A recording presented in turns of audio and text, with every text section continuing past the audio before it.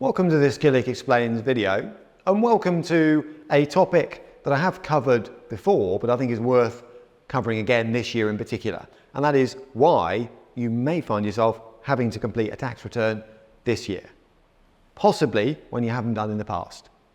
Now, just to set the scene on this one, tax returns are usually completed and the onus falls on you. It's not down to HMRC to chase everybody necessarily. They're normally completed by 4 categories of people. So anyone who falls into higher or additional rate tax brackets will normally need to do a tax return. Anyone who receives significant, what I call non-earnings income, so stuff that isn't being taxed at work through their payroll, they'll need to think about doing a tax return. People who make big asset disposals, who've got complex tax affairs, in other words, it's not just a simple case of receiving a salary and having it taxed at source. And anyone who wants to claim reliefs. There are various ways of claiming relief for losses and gifts and charitable contributions and so on. They might need to think about doing a tax return. Come back to the house and wares a bit later. But what I'm going to say is that hasn't changed. However, in 2024, watch out, that's the tax year 2024-2025, because more people might be dragged into the tax return net that weren't necessarily in it before.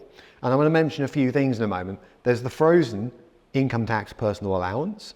That may have a bearing on whether or not you complete a tax return for reasons I'll come back to.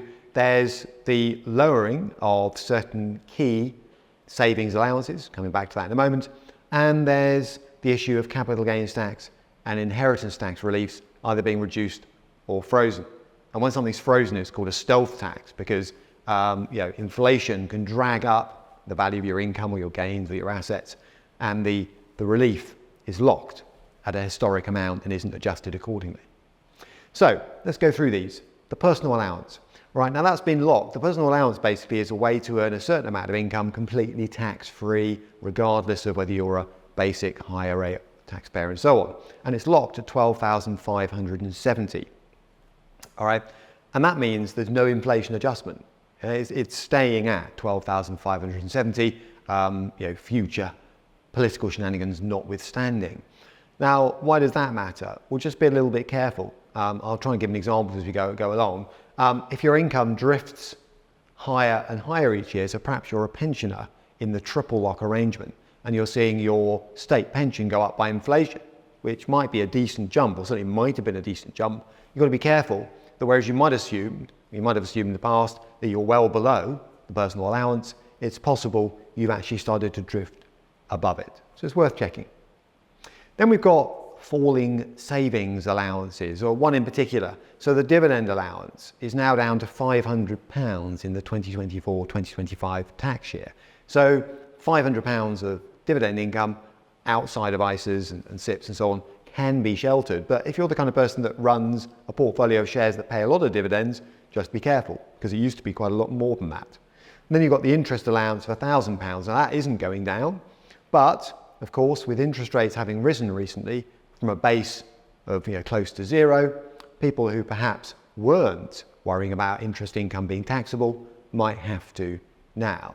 And don't forget that banks and building societies no longer do an automatic 20% deduction at source like they used to do some time ago. So people who save a lot or are running big portfolios of shares need to be a little bit careful. Then we've got reducing tax allowances, and the capital gains tax allowance, that's the amount of tax-free gain you can potentially make before you incur capital gains tax, different rates to income tax, is now down to just £3,000. So people who make regular sales of assets need to be a little bit careful because they might get dragged into capital gains tax. And then the inheritance tax, tax-free exemption, if you like, has been locked at £325,000, with the potential to add another £175,000 attached to the residence nil rate bands, it's called. So there is up to £500,000 per person of death estate that could fall outside of inheritance tax. But the point is the 325 base amount has been locked for some time. So let's say the death estate for somebody might include house, properties, with property prices having risen. Got to be a little bit careful again. More people are being caught. Okay, so anyone with a big portfolio of assets or a potentially sizable death estate needs to be careful. Now, some points of admin. So you're thinking, actually, some of these things might catch me this year. I better check. The key deadline for submitting tax returns, really the one that matters the most, is 31st of January 2025. So there's a bit of time to go yet. And having listened to this video, what you want to weigh up is, are my tax affairs relatively straightforward, even if I need to do a tax return, in which case you could do a sort of DIY approach, or should I seek help, some professional help, making sure I try to get it right? Because there are penalties for late submission, and there are penalties for, sort of deliberately or negligently getting the contents wrong, if you like. And finally, don't forget, there are ways to save tax-free, and those shouldn't be underestimated. So a lot of what I said goes by the board if you use up your annual ISA allowance, junior ISA allowance, and or SIP allowance. And I've covered those in more detail in other videos. Final point I'd make is this year in particular, election year, could be a good year to get ahead as far as possible. Now, I've mentioned lots of things there and some acronyms at the end. If you'd like more information, do go to our new website. There you'll find my Killick Explains videos. You'll find you can access our how-to guides, and you'll also find the latest copy of our quarterly flagship magazine, Confidant.